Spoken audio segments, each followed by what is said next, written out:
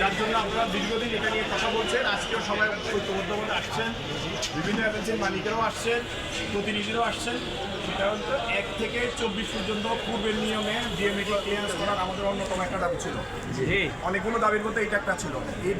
এরপরে আমাদের দাবি ছিল এখানে একটা গেট আছে, গেট খোলার ব্যাপারে ডাইরেক্টর ইমিগ্রেশনের ব্যাপারে আপনাদের অনেক অভিযোগ ছিল। তারপরে আপনাদের অভিযোগ ছিল ইন্ডিভিজুয়াল যে বিএমএটি ক্লিয়ারেন্সগুলো যেন লাইসেন্সের মাধ্যমে করা যায় যে কোনো দেশে, সেটা ছিল। অনলাইন এবং অফলাইনে যেন বিএমএটি ক্লিয়ারেন্স করা যায়, এই দাবিটাও ছিল।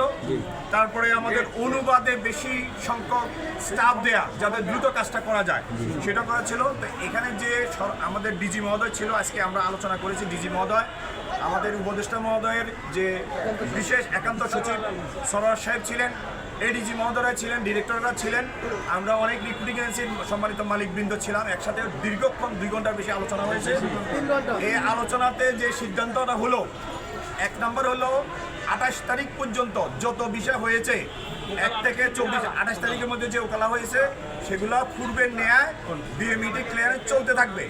এরপরে যেগুলি হবে সেগুলোর ব্যাপারে অনতি বিলম্বে আরেকটা সিদ্ধান্ত নেওয়া হবে। ঠিক আছে? হ্যাঁ। 2 নম্বর হলো সব ভিসা বিএমইটি ক্লিয়ারেন্স অফলাইন এবং অনলাইন দুইভাবেই চলবে।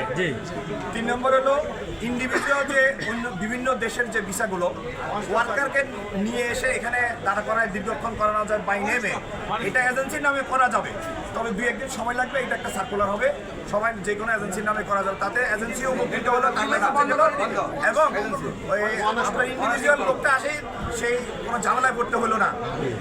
সেক্ষেত্রে এটা ভবিষ্যতে এই ধরনের কাজটা বন্ধই করে দেওয়া হবে, এটাই লাইসেন্সের মাধ্যমেই যাবে।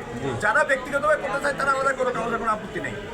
2 নম্বরে এরপরে হলো ইমিগ্রেশন ডাইরেক্টরের ব্যাপারে আপনারা যে অভিযোগ করেছেন সেই অভিযোগের বিষয়টা আমরা সেখানেও সবাই বলেছে ওনারা এটা যাচাই বাছাই করে সেই ব্যাপারে প্রয়োজনীয় পদক্ষেপ ওনারা নেবেন।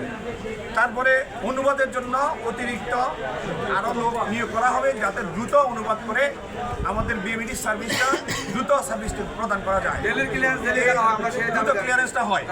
আমাদের এই 6টা মোটামুটি একটা আমাদের যে বার্নিং ইস্যু ছিল, সমস্যার প্রবলেম ছিল, এই আলোচনা হয়েছে। গেটের ব্যাপারে যে জিনিসটা হলো কোনো বহিরাগত কোনো ব্যক্তি আইসা গেটটা ব্যবহার করে অতিরিক্ত সুবিধা নিতে পারবে না। সেই ক্ষেত্রে আমরা ওনারা অনতিবিলম্বে একটা ওয়ান স্টপ সার্ভিস করবেন, যেখানে লোকজন বসবে, যে কোনো তথ্য তার কাছে সবসময় সংরক্ষিত থাকবে। সে সেখান থেকে আপনি টেলিফোন করে নিতে পারবেন, ওখানে আইসা নিতে পারবেন। সেখানে এই ওয়ান স্টপ সার্ভিস সবসময় আমাদেরকে সার্ভিস দিতে। আপাতত এই সিদ্ধান্তগুলো হয়েছে। সবাইকে অনেক ধন্যবাদ। আপনারা অনেক ধৈর্য ধারণ করে অপেক্ষা করেছেন। আপনারা সবাই আপাতত চলে যান এবং আপনাদের যাদের আবার আমরা এই বিষয়ে কোনো অসুবিধা হলে